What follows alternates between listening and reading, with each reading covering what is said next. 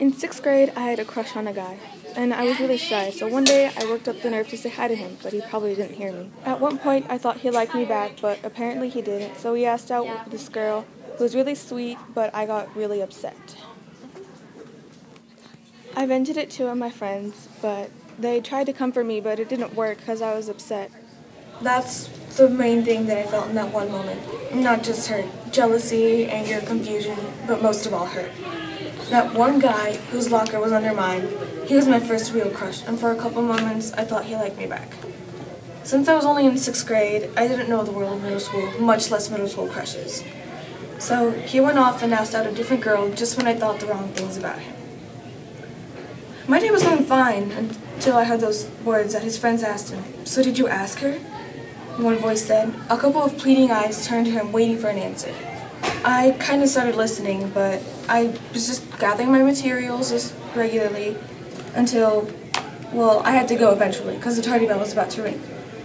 But the main reason was fear. I didn't want to stay because I wanted to find out by myself.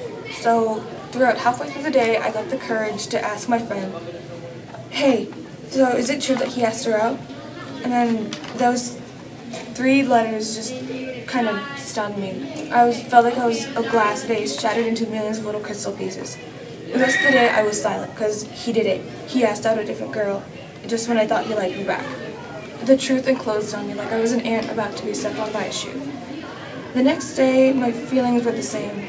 I was silent, my friends tried cheering me up. Some things worked, but not a lot. This continued for about 3 more days till I realized I was just overreacting. Because it's just one middle school crush for crying out loud. I wasn't going to let one thing affect my entire life.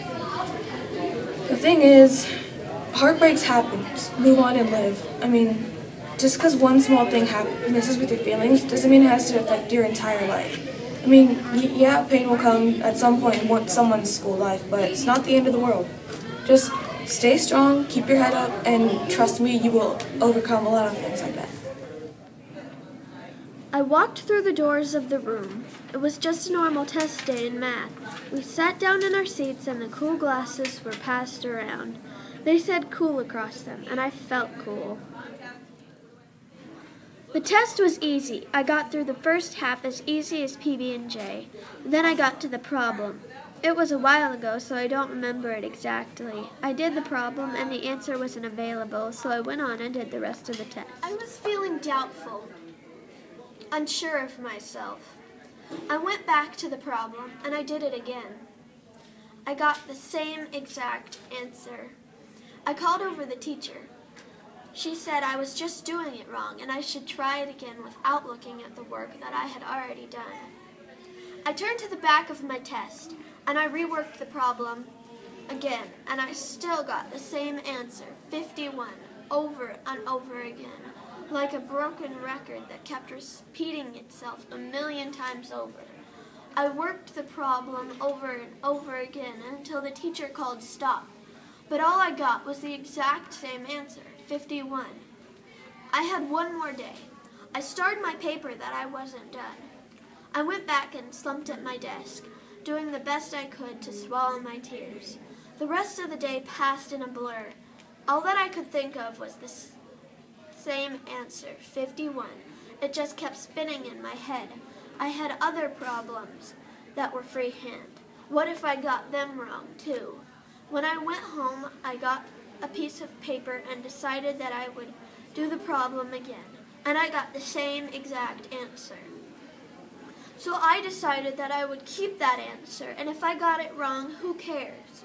I wasn't getting any other answer, so I had to be right. The next day I walked into class and I wrote on my paper that I was only going to go with my instinct, and that was 51. After what seemed like a lifetime, I heard a laugh followed by, "I love it, Cassie!" It shocked me that I then heard her telling someone on the phone that, yeah, A is 51, not 58. I was so proud of myself. I believed in myself, and it worked. It felt amazing. It provided me with the strength I needed to believe in myself. I was horrified of what might have happened. My stomach was in a knot. How could this have happened? Why had I not tried to come for at least one day? Maybe it would have been uncomfortable, but I could have done it.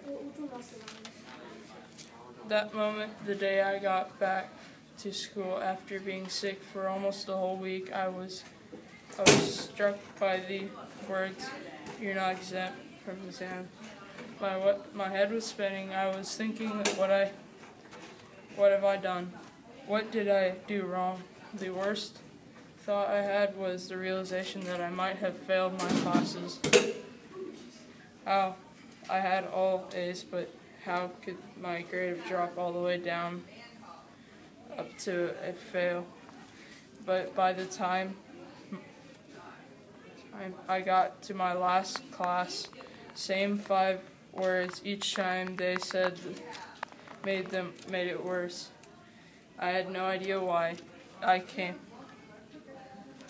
the time for my last class that has exams. I come in there thinking that she'll say that just the same 5 words, and I'll know just as much about why I'm not exempt as I did before. She calls out the names for who's not exempt. Of course, she calls my name. This time she tells me to come over to her computer, show why I'm not exempt. I'm thinking that I'll fail, that I'll come to the screen to see all failing grades, but instead it's a chart showing all the days I've been to school. She says I've missed too many days at school. I've missed 4 of only 3 allowed. 1 too many. I was jumping with joy in my mind, but then back to the realization, you're not exempt from exams. Maybe if I just stuck it out, even if it would have been uncomfortable, I could have been exempt, but instead I stayed home just feeling, just sitting on the couch. It's almost like I feel worse now than earlier this week. I give any thought, then I thought effort, so I didn't give any effort, so I got no reward. Sticking through pain and sickness, even if giving up has a great reward, even if it's seeing your family one more time, or even as little as getting exempt from exams. I had practically grown up in my dance studio. I had so many friends there, and my teachers were like my second parents. But it was all taken away, and I had to start all over. It was about 1 month into the summer, and I had just gotten back from a trip to Alabama. I was so excited to get back into my old dance schedule. I did about 12 to 15 hours of dance a week during the summer. I've been training for Silver Stars practically the whole year. But as soon as I pulled into the parking lot, I knew something was wrong. Where were all the familiar cars of the teachers? I jumped out of the car and ran to the door. It was locked, so I looked inside, and it was completely empty. Then I saw a sign on the door. It said Coppell Dance Center had been closed down and that the building was for sale. My eyes filled with tears. I was so confused on why they didn't even bother to call my parents to tell me. But I had to start looking for a dance studio fast. Precious summertime was going by, and I needed that time for dance. Apparently, a new dance studio had bought Coppell Dance Center, and it was called Dana's Dance Studio. I was so nervous walking in the first day. I saw that all of our old pictures and pretty decorations that I loved had been taken down and replaced with boring brown paint. I was only planning on spending 3 hours there that day, but I was so happy when I saw some of my old friends. They had moved there too.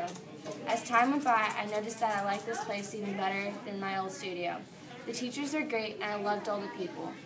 Then I realized that even though bad things happen, something good can come out of it. Sometimes you just gotta move on and let go of things and look for the positive.